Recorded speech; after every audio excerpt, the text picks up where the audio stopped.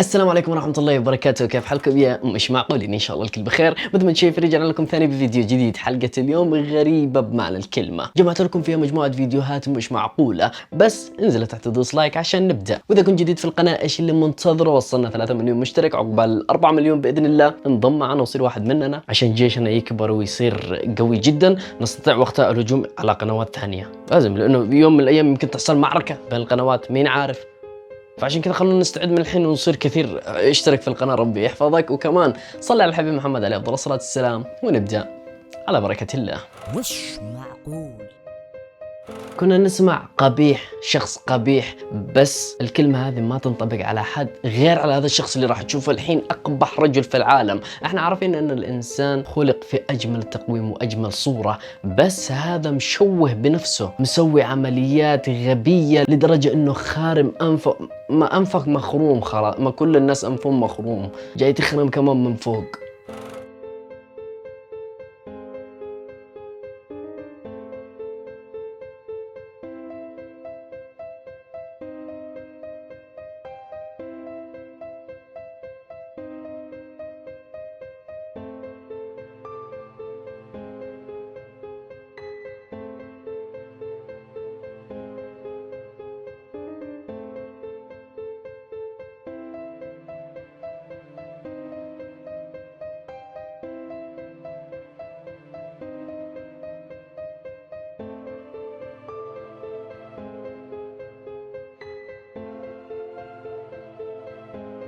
هذا ولا شيء عنده كمية فيديوهات في حسابه تخليك تشمئز، واكثر شيء قهرني هذا المقطع مسوي فيها ذكي على اساس انه جاب طريقة للحفاظ على السماعة في الاذن. احنا عارفين لما تلبس سماعة تطيح منك، فهذا جايب لكم طريقة كيف تخليها ثابتة.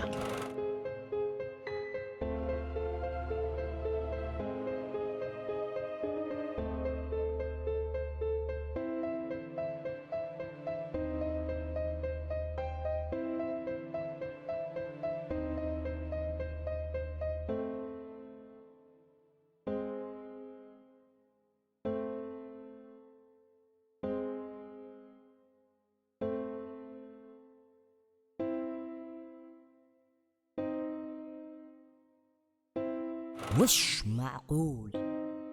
أكره الناس اللي يبي يضحكوا الناس بحركات وأشياء تمس الدين الإسلامي. أوكي ضحك الناس، سوي استهبال براحتك، بس لا تخش في الدين. مثل هذا رايح للمسجد ومصور فيديو على أساس إنه قاعد يدعي ربه. شوفوا بإيش قاعد يدعي. يا رب زوجة مغربية، يا الله زوجة من المغرب، مروكن وايف يا الله، تونسية لا، مصرية أعوذ بالله، يمنية لا، سعودية أعوذ بالله، حسبي الله لا، عراقية لا، سورية لا، سودانية لا، قطرية لا، إماراتية لا، أردنية لا، مغربية، يس الله يا الله، مغربية زوجة مغربية والجزائري. مبين انه قاعد يستهبل، واستهباله ناشره بس كذا يحتاج شوية مشاهدات، شوية ناس يضحكوا له. اوه والله مضحك يا اخي، يشتي مغربيات ويختار يمنية لا، سعودية اعوذ بالله، مش عارف ايش، سبحان الله. احتاج ايش في وناشرها في كأس العالم عشان المغرب بدأوا يتأهلوا ويوصلوا، ما شاء الله تبارك الله، كلنا فخورين في المغرب. فهو شاف الموضوع كذا، خلاص المغرب بدأت تفوز وكذا، المغرب صايرة ترند، اضرب وراح المسجد. استغفر الله العظيم. نشوف الفيديو اللي بعده. مش معقول. ياما شفت فيديوهات الأشخاص ينقبوا قبور ويطلعوا سحر، وإحنا عارفين السحر حجمه بالكبير يجي كذا، شيء ملفوف مع بعض كذا. أول مرة أشوف تنقيب لقبر وإخراج سحر حجمه كحجم بني آدم.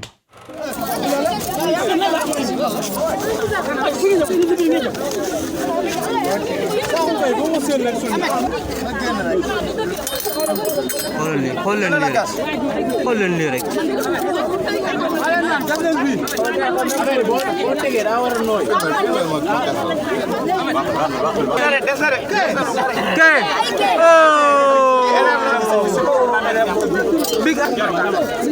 الله أكبر. راي نيانا الله أكبر.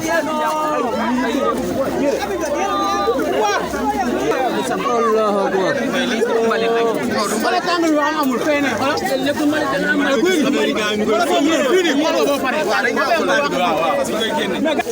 ah xool leen lii ni ñu ko taxee rek xool leen lii yi dafa ñaaw yi dafa ñaaw jël nit def ko comme néew yi dafa ñaaw. مثل ما شفتوا ادري انتم كمان مصدومين، فهل بالفعل تتوقعوا انه في سحرة يعملوا السحر بالكمية هذه ويدفنوها دفعة واحدة؟ رايكم تحت في الكومنت. نشوف الفيديو اللي بعده. مش معقول. بر الوالدين، ما عندنا بعد رضا ربنا غير نرضي امنا وابونا. على العموم شفت هذا الفيديو بالصدفة، الاب قاعد يشتكي من عياله. اسمعوا القصة نرجع نكمل. ورحمة الله وبركاته. يا جماعة الخير، والله عيالي عاقني، أنا بالصراحة عيالي عاقني ولا فيهم خير، والله لا فيهم خير ولا في أمهم خير. عاقني هذا فؤاد ابني، والله عاقني، عمره 20 سنة، شقيته عليه 25 سنة، عليهم 25 سنة، وهو 20 سنة، وأمه 25 سنة، والآن ابني عاقني. حر ظنوا علي وغرروا به لما عاقني، واخواته معاه عاقين، لجين واشجان ووجدان ودنيا، 4 بنات شابات طلعتهم للبيوت والمحافظات ولفت بهم المحافظات كاملة من الطوال إلى صبية، ما بقت ولا محافظة.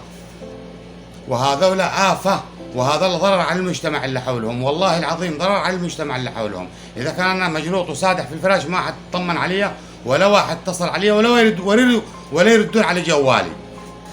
هل هذا اللي فيهم خير للي حولهم؟ إذا هم فيهم خير لي، كيف يجي فيهم خير للي حولهم؟ أنا جوالي ما يردون عليه. هاي ضمن ناشدت الدولة وما حصلت أي نتيجة. هذا ولدي عمره 20 سنة، عاقة، فؤاد محمد جابر حكمي، والله إلا ابنه يحتكبه إنه ما يلقى خير.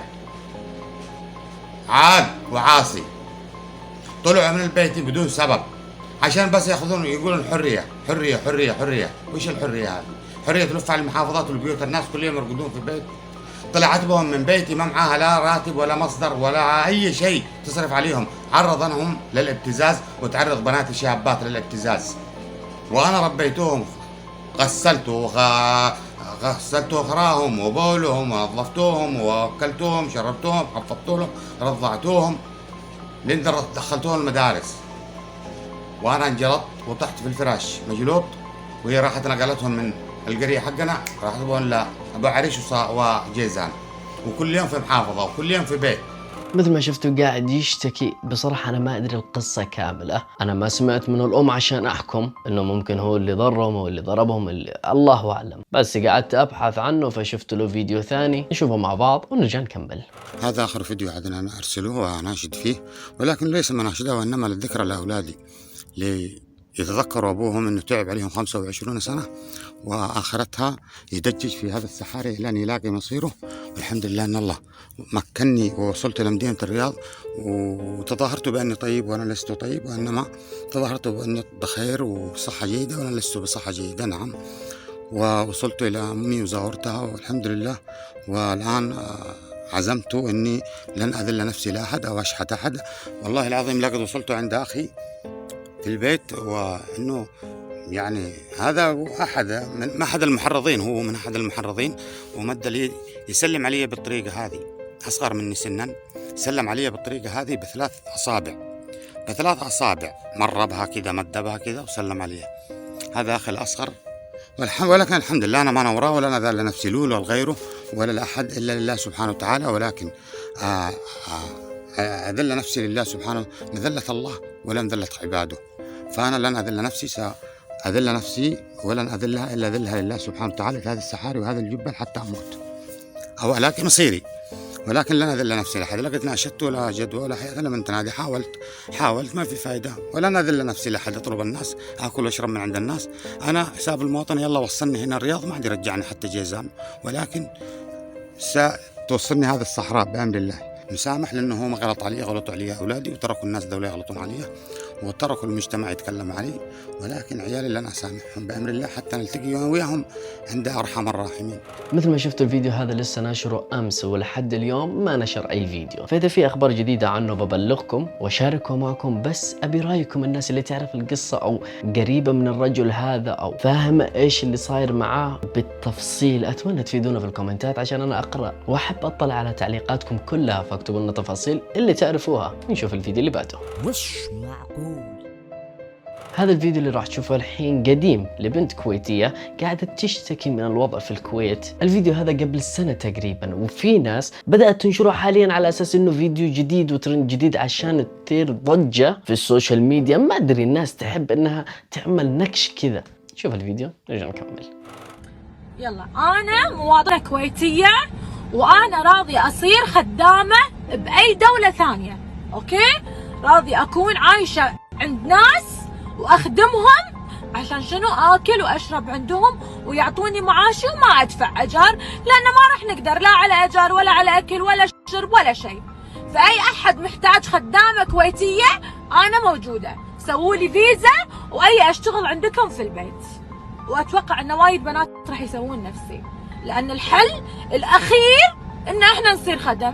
هذا الشيء الوحيد اللي راح يريحنا، لأن هني لما نروح نداوم كل يوم نكرف الصبح، آخر الشهر ينزل لنا معاش رايح حق الأجار ولا الأكل ولا البنزين، ما في أي شيء ثاني. شهر تشترون ملابس وشهر ما تشترون.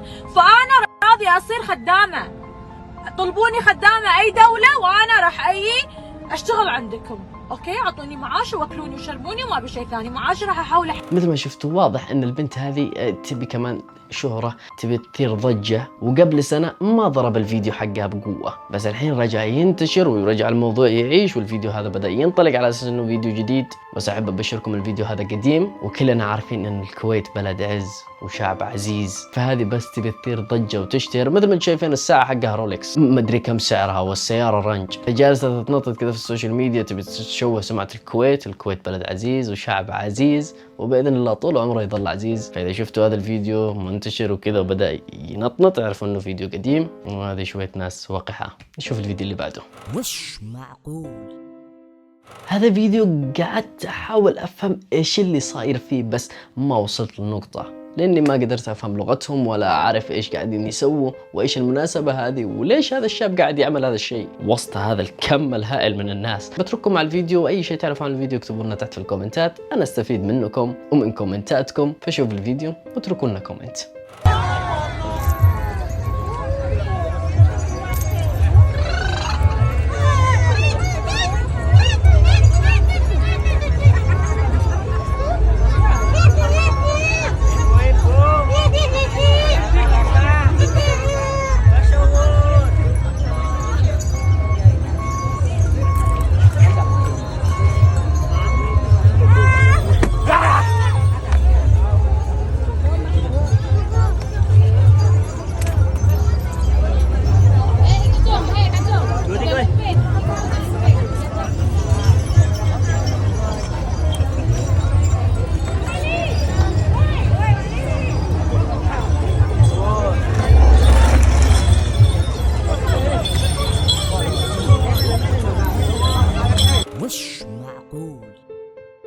وخلاص انتهت حلقتنا لهذا اليوم. اتمنى يكون الفيديو نال اعجابكم، ولا تحرموني من لايكاتكم اذا كان الفيديو يستاهل، واذا ما كان يستاهل عادي حط انتقادك، ان شاء الله راح اعدل في الجايات بحيث اني اقدم شيء يليق بمستواكم. وكمان صح اذا عندكم فيديوهات غريبه ومش معقوله تبوني اتكلم عنها وانشرها، ارسلوها على واتساب المنسق، بسيب لكم الرقم تحت في الوصف. اي فيديو تشوفوه جديد غريب مش معقول مثير للانتباه ترند، اشياء انا غافل عنها وما لحقت اشوفها، اتمنى ترموها لنا هنا بالواتساب. وخلاص كان معكم اخوكم نخلان، احبكم في الله، اشوفكم في امان الله.